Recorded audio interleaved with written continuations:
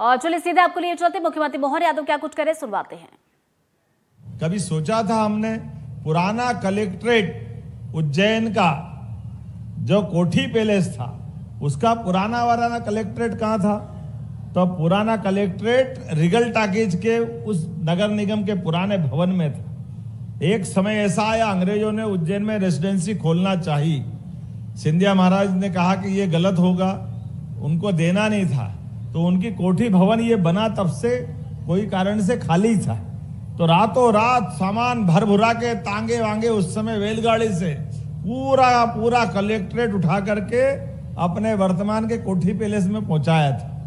ये लगभग 90 साल पुरानी बात है, लेकिन समय पलटता है वापस। ये हमारा फ्रीगंज क्या धूमधाम से कलेक्ट्रेट का आज भूमि पूजन कर रहा है। जोरदार अभिनंदन करें नए दौर के नए समय के लिए। अनिल जी ने सब बोला, लेकिन मुद्दे की बात अनिल जी भूल गए।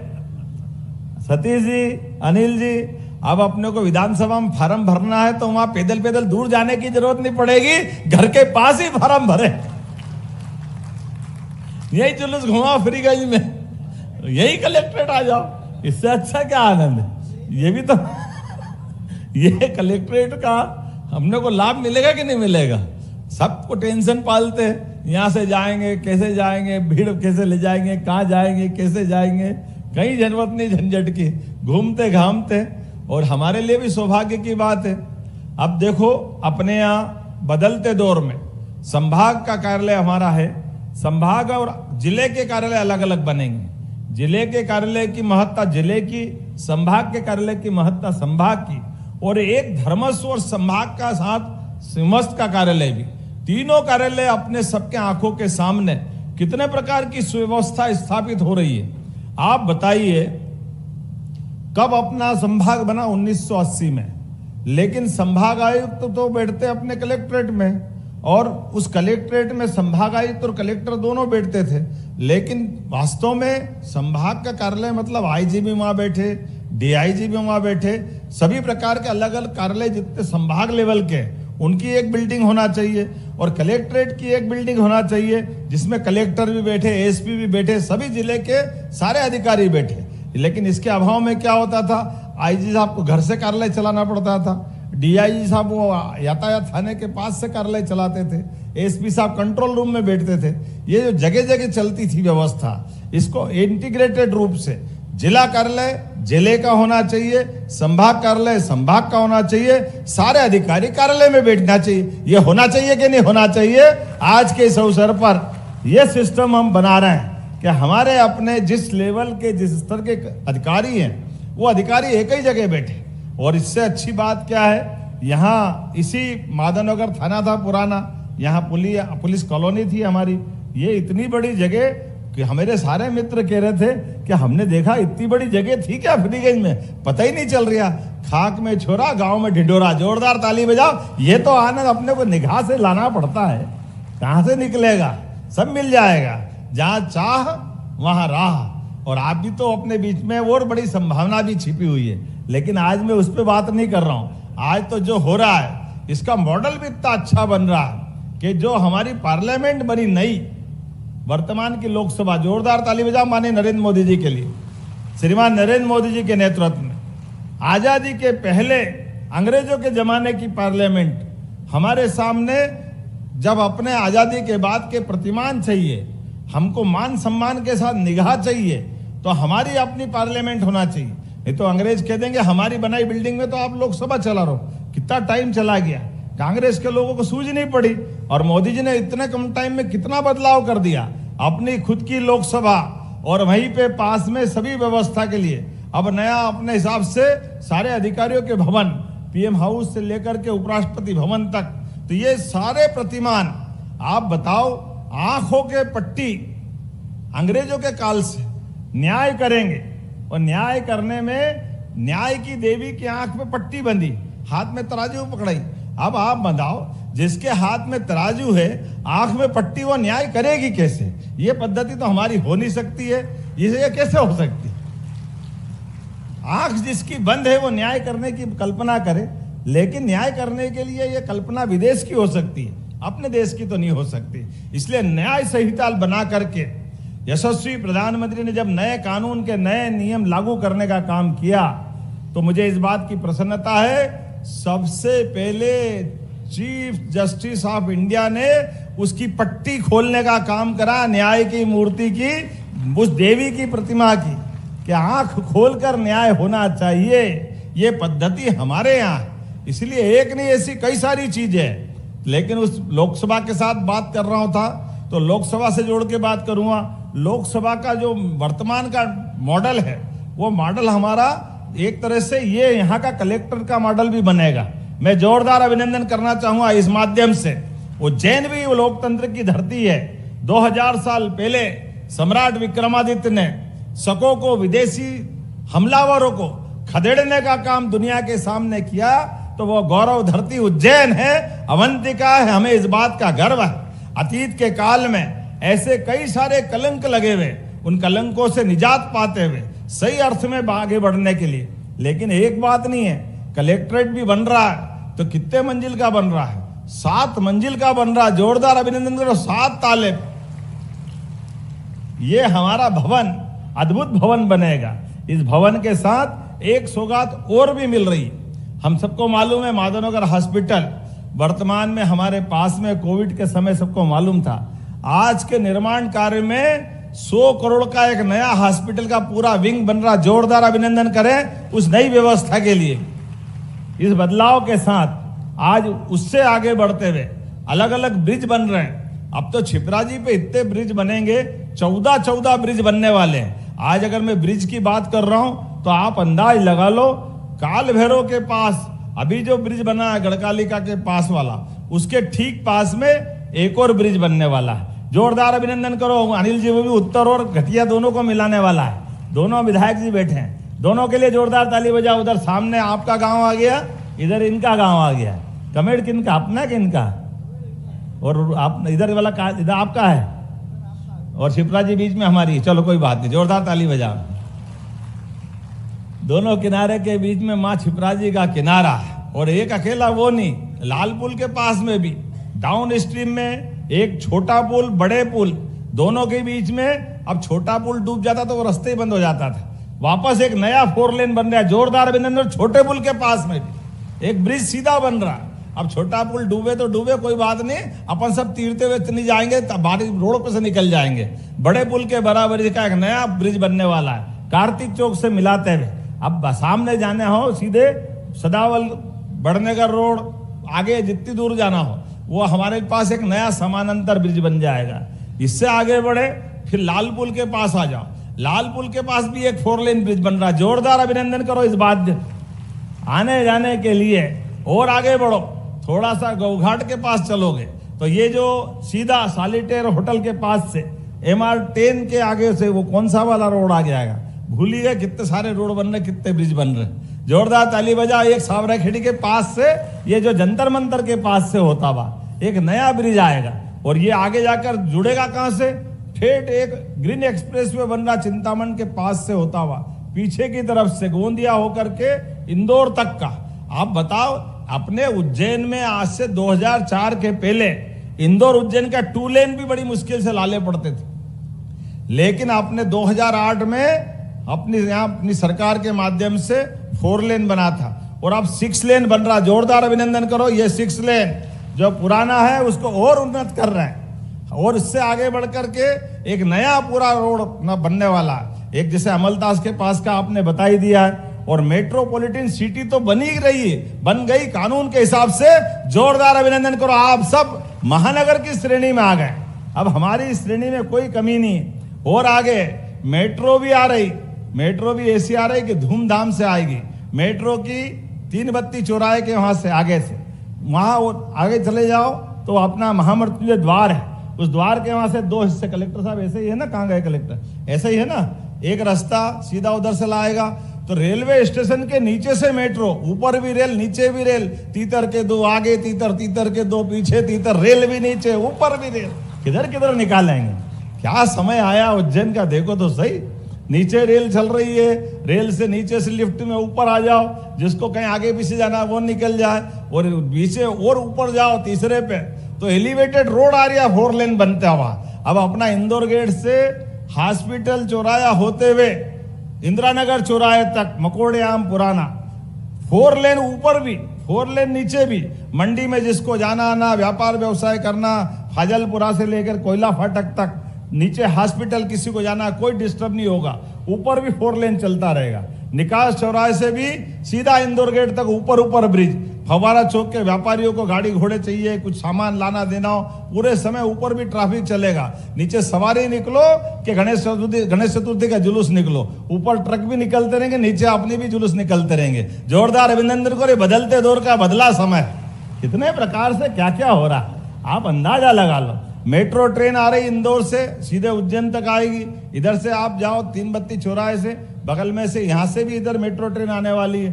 अपने इस जिस वर्तमान के समय में यशस्वी प्रधानमंत्री के नेतृत्व में ये जो पीएम मित्र पार्क, जहां आजादी के पहले कई सारे कारखाने थे उज्जैन में जिनको मिल कहते हैं, कॉटन मिल, उन कॉटन मिलों में बड़े पैमाने पर उद्योग धंधे चलते थे। लेकिन आज विक्रम उद्योगपुरी में इतने देश के तो छोड़ो, विदेश से भी England, Germany, Japan, Korea, Singapore, Bharat की सभी बड़ी बड़ी कंपनियां, सबके कारखाने उज्जैन में चल रहे हैं। जोरदार अभिनंदन करो। और उज्जैन में क्या, मध्य प्रदेश में कई जगह चल रहे हैं। कहां की कंपनियां हैं, वो सारी कंपनियों की फैक्ट्री अपने यहां चल रही। इसलिए रोजगार के अवसर भी पूरे, अच्छे विद्यार्थी पढ़े तो विक्रम विश्वविद्यालय का नाम भी सम्राट विक्रमादित्य विश्वविद्यालय कर दिया गया है। जोरदार अभिनंदन करो। सम्राट विक्रमादित्य काल का गौरवशाली अतीत हमारा रहा है, इसलिए वो सारी चीज ला रहे हैं। स्नान के लिए भी माननीय विधायक जी ने बता ही दिया, 29 नहीं 30 किलोमीटर के घाट है दोनों तरफ से, मर्जी आए जहां नहा लो। अपन छिपरा परिक्रमा करते थे, अब छिपरा परिक्रमा से भी और थोड़ा आगे निकाल दिए, हामुखेड़ी के तरफ से। इधर से आप जहां मर्जी आओ स्नान करो। छिपरा जी तो हमारी है, लेकिन इस छिपरा जी के किनारे घाट पे स्नान करने के लिए बड़े पैमाने पे जो सिंहस्थ में परेशानी आती थी, वो परेशानी से निजात दिलाते हैं। हर एक कोई व्यक्ति अपनी सुविधा से स्नान करे और अपनी इस पवित्रता के आधार पर जो अतीत की हमारी गौरवशाली परंपरा है। अरे तीर्थ में कोई अगर आता है तो तीर्थ में आकर के तीर्थ के दर्शन भगवान के बाद में करना चाहिए, सबसे पहले स्नान करना चाहिए, स्नान के बाद तीर्थ की दर्शन करने की परंपरा है। ऐसे में हमारे इतने घाट बना दिए, अब जिसकी जहां इच्छा खूब स्नान करे, आनंद ले। मैं आज के इस अवसर पर जब आपसे बात कर रहा हूं तो इतनी सारी बातों के बीच ये जरूर बता रहा हूं कि इन सारे कामों की अच्छी क्वालिटी से बनने की जवाबदारी हमारी और आप सबकी है। हम सब मिलकर के एक एक काम को बारीकी से भी देखें और कोई छोटी मोटी बात हो तो बताते रहे। प्रशासन के अधिकारी भी मुस्तैदी से काम कर रहे हैं, उनको भी चिंता करना। सारे कामों की गुणवत्ता के साथ कोई कॉम्प्रोमाइज नहीं करेंगे। विकास के मामले में ऐसे लगातार काम चलेंगे। अब मैं आज के इस अवसर पर यहाँ जेल के परिसर की बात भी बताना चाहूंगा। जेल के अंदर भी सेंट्रल जेल है, लगभग 19 करोड़ 18 लाख के काम वहां भी चल रहा है। जोरदार अभिनंदन, आज उनका भी भूमि पूजन यहीं से कर रहे हैं। और अभी तक तो इसी सर्किट हाउस में बहुत भीड़ पड़ती थी, अब क्या एक ही रास्ता तो नहीं रह गया, अब दूसरा रास्ता भी चालू करना पड़ेगा। तो एक रास्ता तो यहाँ चलेगा, यहाँ सर्किट हाउस रहेगा, और एक आपका अनिल जी उत्तर में भी बना रहा है, ये मुरलीपुरा के पास वहां भी सर्किट हाउस बन रहा है, उसका भूमि पूजन भी आज हो रहा है। जो जिधर आए उधर रुक जाए। अपने पास तो मेहमानों के आने जाने के रास्ते ऐसे होना चाहिए, अपनी सारी सुविधा तो ऐसी है, इधर भी हो तो इधर, उधर हो तो उधर। आज अपने बीच में ऐसी कई सारी चीजों की बहुत सारी सौगातें मिलती जा रही है। मेरी अपनी ओर से जब मैं आपसे बात कर रहा हूं तो पंचकोशी कैसे भूल सकते, पंचकोशी 118 किलोमीटर की, वो सिंहस्थ में भी पंचकोशी आती। ऐसे में पंचकोशी के सारे पड़ावों पर 6 ही पड़ावों पर, जिसमें सतीश जी 3 तो आपके ही क्षेत्र में आते हैं, जोरदार अभिनंदन करें। 14 करोड़ 52 लाख की लागत से सारे पंचकोशी में भी निर्माण कार्य कराए जाएंगे। कोई सा वो काम ऐसा बाकी रहने वाला नहीं है जिसकी भविष्य में जरूरत पड़ेगी और अभी नहीं होगी। मैं बोलने के लिए तो बहुत देर तक और बहुत सारी बातें बोल सकता हूं, लेकिन जब मैं आपसे बात कर रहा हूं तो समय की भी सीमा है। लेकिन आज केवल यहाँ की बात नहीं, हमने अकेले सिंहस्थ में उज्जैन में काम नहीं कर रहे, उज्जैन के साथ साथ अपने उज्जैन के सारे संभाग के जिलों में और इंदौर के भी जिलों में, चाहे खंडवा हो, खरगोन हो, इंदौर हो, देवास हो, उज्जैन हो, मंदसौर हो, ये सारे संभाग में, यहां तक कि भोपाल से ट्रैफिक आएगा तो सीमांत में भोपाल से भी काम करते करते सभी प्रकार के यात्री हम कर रहे हैं। और केवल यहाँ नहीं, हमारे धार्मिक पर्यटन को बढ़ावा देते हुए हमारे सारे देवस्थान, चाहे सलकनपुर की मैया हो, मैयर की मैया हो, ओरछा के राजा राम हो, सारे देवस्थान, दतिया की पीताम्बरा पीठ हो, नलखेड़ा मैया की हो, इस दरबार हो, हर स्थान पर पर्याप्त धनराशि देते हुए सारे क्षेत्रों में समान रूप से, और केवल देवस्थान नहीं, वेलनेस सेंटर के लिए भी धार्मिक पर्यटन के साथ साथ आयुर्वेद और एलोपैथिक, इनके साथ मिलाकर मेडिसिटी बनाने का काम तो आपने देखा ही होगा। इतनी बड़ी बड़ी क्रेन तो पहली बार देख रहा हूं उज्जैन में। क्या बिल्डिंग बन रही है, बंबई में बन रही, जोरदार अभिनंदन करो अपने सबके सामने। और फ्रीगंज का ब्रिज तो अपनी जगह है, मालूम पड़ा एक ब्रिज और उसके समानांतर बन रहा। तो आने जाने के लिए समान रूप से जितने काम हो सकते हैं वो सारे काम कर दिए। और जो काम कंप्लीट हो रहे हैं, हमारे यहाँ साइंस सिटी से लगा करके अपने कई कई प्रकार के और काम चल रहे हैं। लेकिन आज ही आपने समाचार पत्रों में पढ़ा होगा, अब तो हमारे बीच एविएशन के माध्यम से एयरपोर्ट और आकाशवाणी की सौगात तो मिल ही रही है। जोरदार अभिनंदन करो, दोनों की हमारी काफी प्रक्रिया आगे बढ़ गई। लेकिन उससे आगे बढ़ के उज्जैन से हेलीकॉप्टर सुविधा केवल उज्जैन नहीं, 3 सेक्टर में पूरे प्रदेश को डिवाइड किया।